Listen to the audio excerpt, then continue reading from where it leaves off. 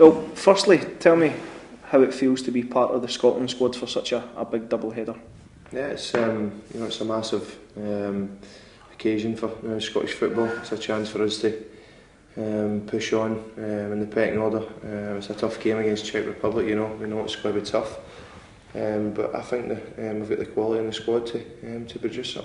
Does it make it even more mouth-watering a prospect given the performance and the goal against Denmark? Well, I think it's gives yourself a better chance, and the gaffer can trust you to play at occasion, obviously at Hampden, at home.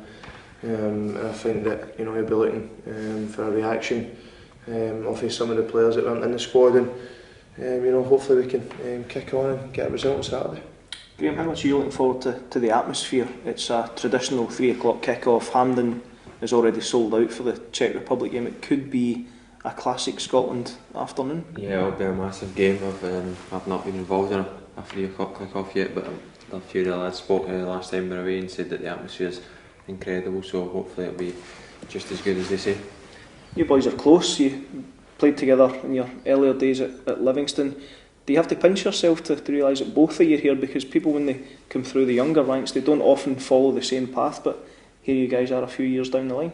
Yeah, I think it's it shows that we've knuckled down and worked hard, and both of us were at Livingston, and sometimes our career wasn't going the way you obviously thought it was going to be, and what was promised to us when we signed as youngsters and different things. But that's a learning curve, and you're young boys, and you grow up and you learn. And Graham went down to West Brom, and he's kicked on massively, and he became a big part of the Scotland squad, playing against Spain and stuff. And I think myself, and it was just about biding your time and keep doing well for your club, and if you get the call, great. And the gaffers give us a chance here, which I feel I appreciate. How big a boost has it been to your career to go down to England at a younger age and to learn a different type of football, to play under that kind of intense pressure week in, week out? Has it helped you when you get to this international stage? Yeah, it's been massive. As Robert said, we started off at Livingston, so we started off up here and worked our way down and got to a good club down the road, and the standard down in England,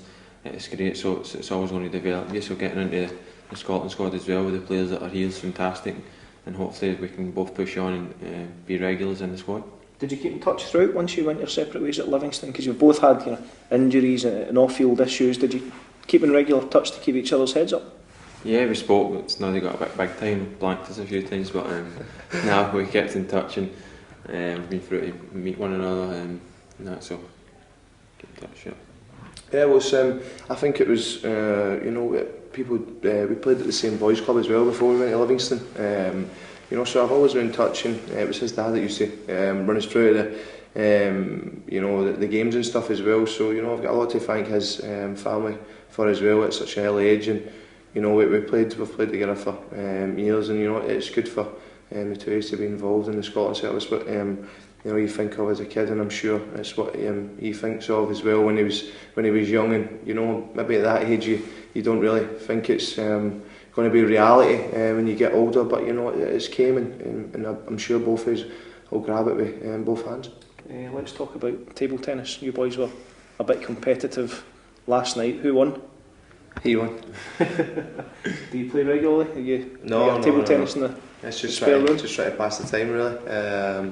I think it's when you've got that edge as a footballer. I think you want to win everything, and he's the same, so it's a bit competitive, but he's we're friends after it until we get back to the room. I'll give him a few punches.